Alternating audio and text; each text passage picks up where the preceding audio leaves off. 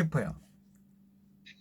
그 부정선거에 대해서 제가 선거 후에 한번 간략하게 좀 말씀을 드린 예, 개략적인 것만 했죠. 예. 그러니까 근데 이제 중요한 것은 선관위에서 컴퓨터 서버를 정거로 보존을 하고 있어야 되는데 그 보존을 하지 못하면은 이 요번에 뭐 민경욱 등등이 해가지고 요즘에 지금 이 개표를 한다고 하는데 그 개표를 해도 선관위의 컴퓨터 서버가 보존되지 않으면은 개표도 소용이 없다는 겁니다. 그 미국의 그 선거 투표 전문가 뭐 박사 하나 있지 않습니까? 예. 예, 대한민국의 4.15 총선은 약 7%가 사전선거 개표에서 부정이 있었다고 확실한 과학적 통계를 근거로 해서 논문을 제출해서 결론을 내린 겁니다. 법원에서 선관위의 서버를 정거로 채택해 주지 않고 있는 걸로 저는 알고 있는데 이것은 부정선거에 함께 동참하겠다는 그런 얘기나 마찬가지입니다. 이런 부분에 대해서 이 부정선거 지금 이 집회를 하고 방송을 하고 있는 이 유튜버들이 이 국민들한테 바로 인식시켜 줄 수 있어야 되는데 참 이런 부분이 걱정이 됩니다. 그리고 지금 일부의 그 미통당에서 하는 것 뒷거리들을 보게 되면은 지금이 어느 시대인데 자유당 시절처럼 통째로 조작 투표를 하고 투표한 바꿔치기를 할 수가 있느냐? 미통당 애들 지금 이렇게 얘기하고 있습니다. 그죠? 네. 예. 부정선거 아니다라고 이야기하고 있잖아요. 그렇죠. 이제 그렇게 되고 있고 거기다가 또 덩달아서 또 저 일부 유튜브들 뭐 이 제2 유튜브 등등 해가지고 소위 아따리 갓다리 하는 그 유튜버들이 지금 그쪽 편을 들고 있고 또 젊은 놈 또 하나 누구 있지 않습니까? 그 뭐 이 모시게 하는 그 젊은 애 있지 않습니까? 청년 최고위원. 예? 아, 그라든가 저 그다음에 우리 그 이 또 이 우리 공화당 후보가 요번에 4.15 총선에 나왔던 하태경 지역구 하태경 하는 것들 한번 보세요. 예? 이 사전 투표 조작 의혹이 제기되는 거에 대해서 하태경이 뭐라고 했습니까? 하태경이는 뭐 대한민국을 가소평가한 것이다. 이렇게 얘기를 한 것 같아요. 그죠? 네. 예. 어쨌든 이 4.15 부정선거 의혹에 대해서는 40여 년 전 아날로그적 사고에 머물러 있다. 이런 얘기도 했고. 뿐만 아니라 QR코드 문제는 뭐 제가 꾸준히 제기를 하고 있는 그런 부분 중에 하나인데 QR코드는 공직선거법 151조 6항 위반이에요. 법원과 중앙선관위는 국민적 의혹을 풀어줘야 함에도 가장 중요한 사이버 선거 조작 의혹인 정보 보존 전산 관련 서비스 이 부분에 대해서 기각하고 있는 정보 보존 집행을 실시한 그 인천 연수 의뢰 민경 후보 지역 있지 않습니까? 예. 거기에 대해서도 이 법원이 제출을 요구해서 요구한 그 목록을 거부하고 있고 또 충청남도가 아니죠. 대전은 광역시니까 그 유성 어린가 또 하나 미통당 후보가 이 집행 보존에서 뭡니까 투표함을 임대 개인 창구에 뭐 허술하게 보관하고 또 투표함이 뜯긴 그런 상태로 보관하고 있어가지고 그것도 고발하고 있는데 그런 거는 속전속결로 하지 않고 어떻게 그 이재용이가 하루 사이에 그 말을 갖다가 했다고 해가지고 바로 그냥 어떤 도복을 하고 말이지. 이런 부정선거에 대해서는 지금 국민적 관심사가 됐는데도 지금 나몰라라 지금 하고 있는 거예요. 지금 우리가 중요한 것은 뭐냐면은 전 세계 어떤 역사, 어떤 나라이건 간에 사전 투표를 하는 그런 제도는 우리 지금 현재 방송을 듣고 있는 해외 우리 교포 여러분들도 많을 거예요. 동지 여러분들도 많을 겁니다. 여러분들도 우리 공화당 당원들 중에서도 세계를 쭉 여행을 해봤을 테고 또 해외에서 살다가 들어오신 분들도 있고 그러는데 어느 나라가 사전투표를 하는 제도가 있습니까? 이 선거에서 사전투표라고 하는 이런 제도는 대한민국밖에 없어요. 이것은 선거를 왜곡시키는 장본인이 바로 사전투표예요. 사전투표가 어떤 때는 참 이거 말도 안 되는 거예요. 거기다가 QR코드 제가 허 선생님 직접 보여줬죠. 그 QR코드. 네. 저는 제가 그 지난 선거 이번뿐만 아니고 과거 선거에서도 투표 용지에 대해서 제가 그 상당한 정보를 가지고 있습니다. 지금까지 투표 중에서 QR코드가 딱 붙어 있었던 것은 이번에 사전투표에 한해서만 QR코드가 있는 거예요. 오른쪽 부분에 QR코드가 딱 찍혀 있습니다. 그거는 똑같이 그 선관위에서 만드는 게 아니고 기계로 쭉 빠집니다. 빠지면은 개인의 인적 상황이 그 QR코드에 다 들어가 있는 거예요.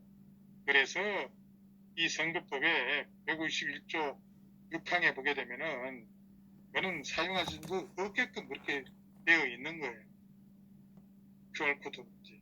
이보다 더 중요한 것은 지금 뭐냐면은 중국 공산당이 개입된 문제 이런 거 가지고 지금 의혹을 많이 제기하고 있잖아요. 네, 연시제 뭐 관련돼서도 그러고. 그러니까 이제 민주연구원 양정철이 이끌었던 그 더불어민주당의 민주연구원하고 중국 공산당 등교가 정책협약을 체결했습니다. 이게 작년 7월이에요. 작년 7월 4일인가 그랬는데 우리 공화당 전당대회를 7월 4일 날 한다고 그랬지 않습니까? 네. 바로 2019년 7월 4일로 저는 기억을 하고 있습니다. 이날 민주연구원하고 중국 공산당하고 이 정책협약을 체결했는데 중국 공산당 당교라고 하는 데가 어떤 데냐면은 중국의 고급 간부를 양성하는 곳이 바로 중국 공산당 당교입니다. 그러니까 어떻게 지금 지구상의 이 독재 왕국의 교육 프로그램을 도입하겠다는 그 주사파들의 생각. 그럴 바에는 이왕이면은 중국 군대를 불러 들여가지고 사회주의 국가로 가는 그런 좋은 방법을 채택을 하려고 하는 건지 어떻게 자유민주주의 국가에서 중국 공산당하고 정책 협약을 할 수가 있다는 얘기입니까? 예? 그래서 그때 작년에 양정철 원장하고 그다음에 민주당의 교육연수원장인가 누구 항의 의원이라고 또 있죠. 네. 파주 쪽에 박정희 의원이라고 있어요. 이 친구들이 한중의원연맹 한국 측 이 대표들하고 같이 가서 정책협약을 체결했던 거죠.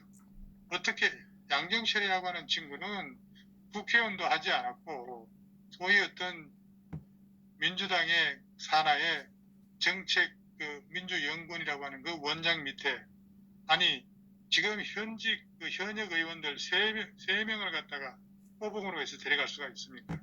그리고 양정철이 밑에 어떻게 현역 의원이 부위원장으로 3명씩이나 있을 수가 있습니까? 이것은 민주당의 민주연구원장의 위세가 그 정도라는 거죠. 어떻게 양정철이 밑에 민주연구원 부원장이 3명씩이나 되냐 이거예요. 그리고 김영진이 이재정이 이철이 백원우 이건영이 이런만 들어도 알 수 있는 이 막강한 맨파워들이 당연직 부원장으로 인선해서 그분이 얘들을 버려가지고 4.15 총선 치른 거 아닙니까? 민주연구원이라고 하는 데는 이 집권 여당의 국고 보조금을 30%를 사용을 했습니다. 그리고 선거가 있는 해에는 얘들이 쓸 수 있는 예산이 2배예요. 그렇다면 민주당이 1년에 한 150억 정도 이 국고보조금을 받습니다. 그게 30%, 선거가 있을 때는 2배까지 끌어다 썼습니다. 이 민주연구원이라고 합니다. 중국 공산당 중앙당규라고 하는 데는 소위 중국의 싱크탱크입니다. 그러면서 민주당의 싱크탱크라고 하는 민주연구원이 소위 짭짭을 해가지고 정책 협약을 했는데 그 정책 협약을 왜 했겠냐 이거예요. 그 정책 협약 속에 이번 4.15 총선에 그런 전략들을 주고받기 위해서 그런 거 한 거 아니겠어요?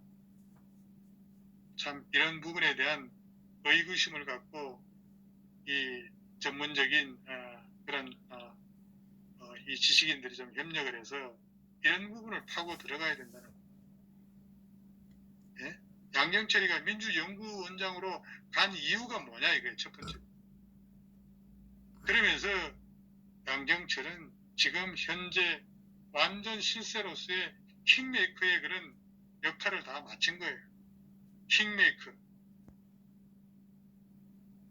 양경철이 민주연구원장으로 처음에 임명이 될 때 뭐라고 얘기했냐면은 총선, 4.15 총선하고 2022년에 대선이 있지 않습니까? 네. 요번에 4.15 총선하고 2022년에 대선 승리를 위해 가지고 본인이 민주연구원장을 수락을 했다 그랬습니다. 어느 정도의 킹메이커인지 그 중량감 우리가 익히 들어서 다 잘 알고 있을 거 아니겠어요? 그런데 양경철은 이번 4.15 총선에서도 출마를 하지 않았습니다. 공천도 받지 않았습니다. 그렇지만은 양경철은 선거 전략 이런 부분에 대해서 일가견이 있다라고 하는 것은 이미 다 이제 검증이 된 거나 마찬가지예요. 2012년에 그 대선에서 이 박근혜 새누리당 후보하고 출마했을 때도 선거에는 졌지만은 선거 막판에 그 여론조사에서 한번 보세요. 골든 크로스까지 끌고 갔습니다. 이게 그 양경철의 능력이었던 거예요. 대단한 겁니다. 그래서 이런 부분과 여시제 부분 등등 뭐 여러 가지가 있지만은 지금 뭐 워낙 우리 공화당이 지금 현재 이 부분에 대해서 전면전을 펼치지 않기 때문에 제가 너무 깊은 얘기를 갖다가 파고 들어가기가 참 어색합니다. 또 당 내에 지난번에 그 계룡산 갔을 때 이 연설하는 도중에 또 조원진 대표께서 분명히 우리 공화당에도 이번 그 부정선거에 대한 진상조사위원회. 구성을 해서 지금 이 자료를 수집을 하고 있다 이렇게 얘기를 하고 했으니까 우리 공화당이 이번 4.15 부정선거에 대해서 손 놓고 있다 이렇게 보시면 안 됩니다. 분명히 조원진 대표께서 지금 이 부분에 대한 자료를 모으고 있고 또 어느 정도 상당한 분석이 된 걸로 저는 알고 있기 때문에 너무 이 부분에 대해서 이 당을 이렇게 좀 더 이상 이렇게 코너에 몰리지 않도록 당도 그런 노력을 하고 있는데 때가 아니기 때문에 이 부분을 공개하지 않지 않느냐 저는 그렇게 생각을 합니다. 저도 이런 부분에 대해서는 관심을 갖고 있기 때문에 부정선거 관련된 이런 유튜브라든가 자료 같은 거 이런 거는 제 나름대로도 많이 분석을 해서 어느 정도 저도 알고는 있습니다. 그래서 해가 되면은 뭐 이 부정선거하고 관련된 방송을 할 때 요것만 모아서 제가 정리를 해드릴 수는 있습니다. 그리고 뭐 요즘에 뭐 워낙 또 뭡니까 정의영 사건도 그립고 또 오늘만 해더라도 엄청난 뉴스가 많이 쏟아졌는데 또 다른 동지 여러분들을 기다리고 계실 테니까 제 논평은 그냥 오늘 여기까지만 하겠습니다.